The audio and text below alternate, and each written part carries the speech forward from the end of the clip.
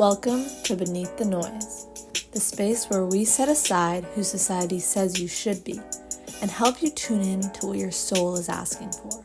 Here, we help you awaken your purpose, reconnect with yourself, and walk your personal growth journey with clarity and intention.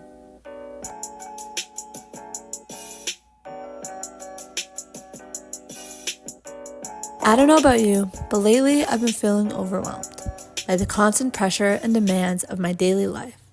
Whether you're a student, employee, or entrepreneur, there's likely an underlying feeling that you could be doing more, working harder, or being more efficient. Today, we're going to break down the origin of hustle culture, the factors that foster our unrealistic standards of success, and how living in a constant state of stress impacts our health and well-being in the long term. Once we understand the cause, I'm going to share evidence-based strategies that you can use today to shift your beliefs about yourself and the world, adjust your lifestyle, and transform your physical state of being into one that is more peaceful, grounded, and abundant. So if you're feeling stressed, burnt out, or like your only life's purpose is to check off the never-ending boxes on your to-do list, then this episode is for you. To begin, let's acknowledge 3 major shifts in history to identify where this addiction to productivity began. I want to take you back to 1517, when Martin Luther first challenged the Catholic Church, leading to a split in Western Christianity. A couple dozen years later, Calvinism emerged from Protestant Christianity. In Calvinism, achieving grace meant that you would most likely be saved by God. In order to achieve this grace, Protestants began to live ascetic, systematic lives. To do this, they had strict daily routines, habits, and standards of moral conduct. Before Calvinism, people would only work as long as they needed to earn enough money for food and housing. It was actually considered immoral to chase more money than you needed, and early entrepreneurs had a hard time getting workers to labor for long hours. But Calvinism actually broke this norm because they saw tireless work as the highest moral good. They would work longer and do a better job because they saw their every action as serving to glorify God. The values of Calvinism, such as hard work, discipline, and frugality, served as the basis for modern hustle culture. The second major historical shift was the Industrial Revolution, which took place in Great Britain from 1760 to 1840. This was a shift from a handicraft economy to one dominated by factories. The long hours of factory workers, low wages, and lack of fair labor laws were what first normalized this constant productivity that we see in society today. The last trend I want to focus on is the rising cost of living. Since 1970, every year it has become more and more difficult to afford basic necessities like food, clothes, and housing, just due to inflation and economic shifts. Since household incomes and wages are not increasing at the same rate, or even at a similar rate, people have found solutions in working more. This can translate into running multiple side hustles, getting additional jobs, and working longer hours in order to increase one's income.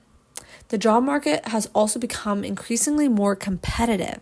One reason for this is the loss of jobs due to AI, such as ChatGPT. For May of 2023, about 3,900 job losses in the US were directly attributed to AI. As AI replaces these lower-level positions, it means that the jobs that are available require a greater skill set and higher credentials, meaning more hustle needs to be done to get the jobs available. Next, I want to focus on the psychological and social factors that play a role in hustle culture. The first one is social media. I can't be the only one with productivity influencers on my For You page. When your mind is constantly filled with 5 a.m. morning routines, people's 7 side hustles, and 12-hour study sessions, it's impossible not to feel pressure for you to do the same. But don't worry, you're not alone and you're not stuck. There is a right way to use social media to your advantage. The important thing to remember is that what you're seeing is just a highlight reel. It's not the full picture. Everyone has their productive days and their bed rot days. So instead of comparing yourself to what you see, try and use it as a source of inspiration and apply the lesson in a way that works cohesively with your lifestyle. The next psychological factor is our personal identity. Our identity is our belief about ourselves, which includes our self-worth and our insecurities. Have you ever believed that you weren't smart enough to ace a test, or you weren't qualified enough for a job? I know I have. When we do this, we often try and compensate by working harder, because we think that if we just pour all of our energy and effort into something, then it will make us worthy of having it. It's for the same reason that we can get stuck in chasing validation through our professional accomplishments. But the truth is, no matter how perfect we try to be on the outside, it can't change our internal beliefs about ourselves. This perfectionism or addiction to productivity stems from a deeply rooted belief that we aren't good enough, and it's our attempt to prove ourselves otherwise. As well as our internal beliefs about ourselves, our beliefs about the world can also influence whether we engage in hustle culture or not. For example, having a scarcity mindset, which is the belief that there is not enough money, time, happiness, or even success for everyone, means that we work tirelessly to ensure we don't miss out on the lack of it. This belief has been passed on to us from prior generations because at one point there wasn't enough. There wasn't enough resources in the developing, industrializing society. But in our post-industrialized society, it's not necessary to work tirelessly, manufacture enough food for our population to survive. And the second societal belief that influences hustle culture is the belief that success is solely a result of individual effort. We often think that if we just work hard enough, then we're bound to achieve our goals.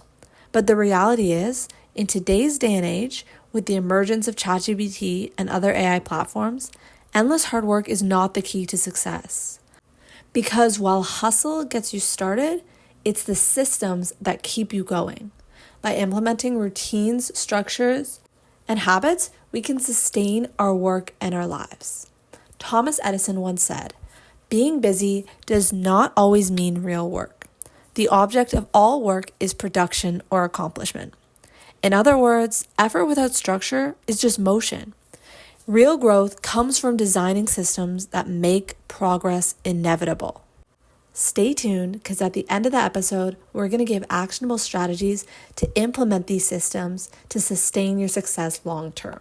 But first, let's get into how hustle culture can influence our health long term.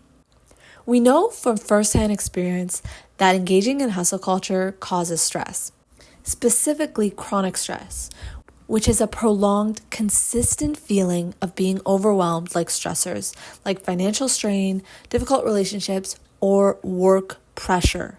Chronic stress leads to continually high cortisol levels in the body, which can have detrimental effects on our health long term.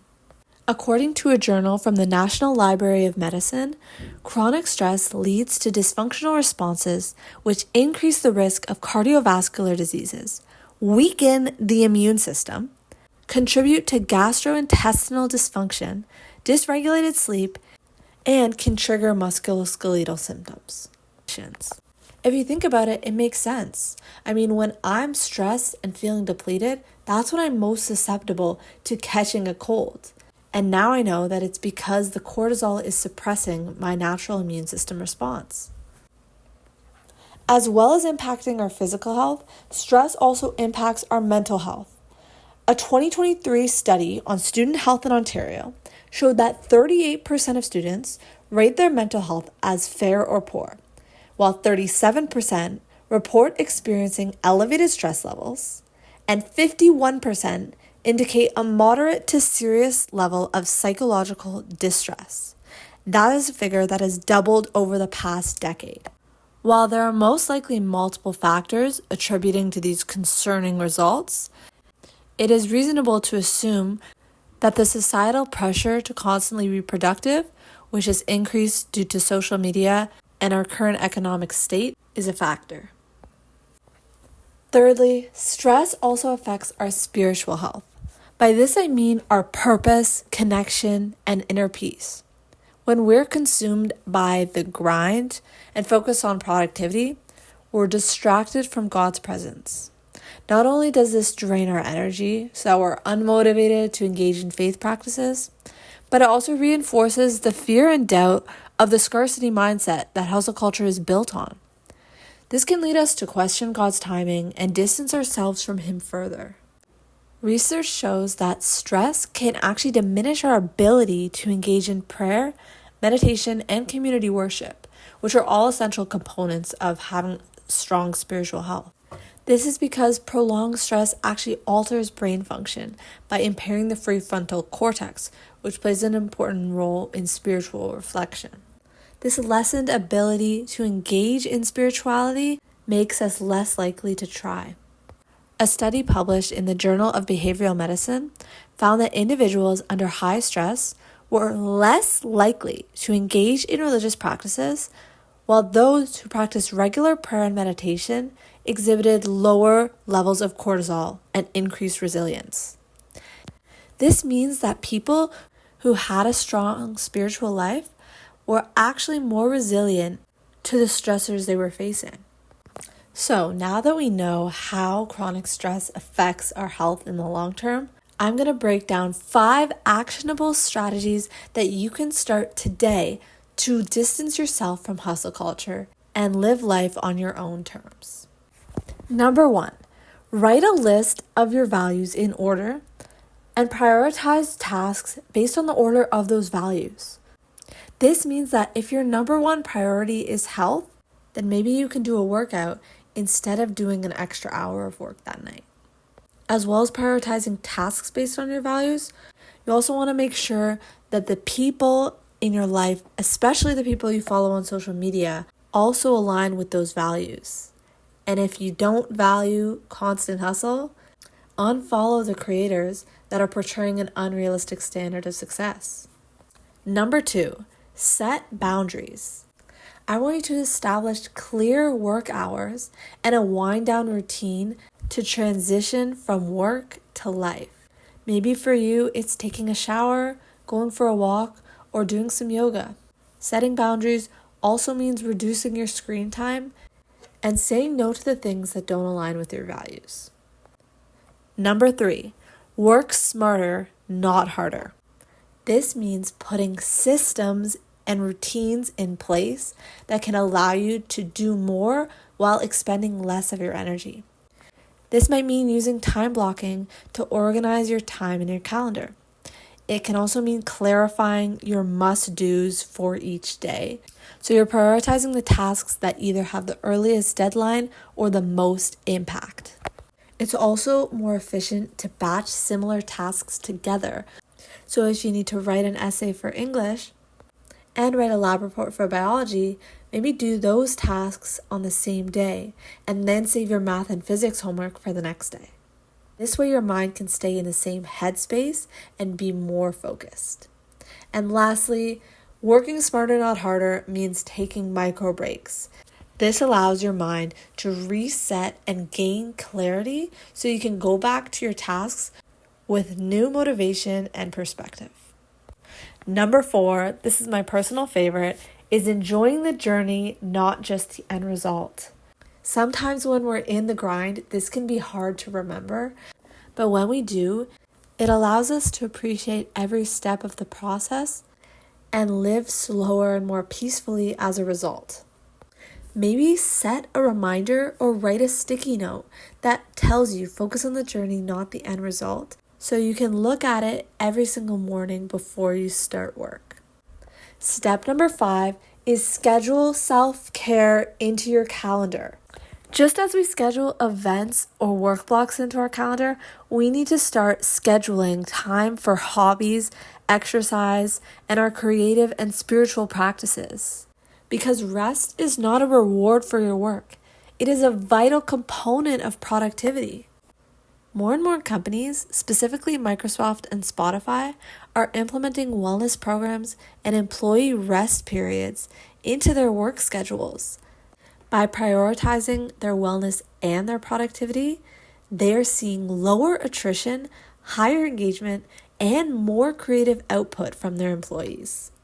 If that doesn't convince you to schedule some self-care time into your calendar, I don't know what will. And that wraps up today's episode. So take what serves you, leave the rest, and give yourself permission to exist beyond productivity. Thanks for listening. I hope you guys enjoyed it. We'll see you next time.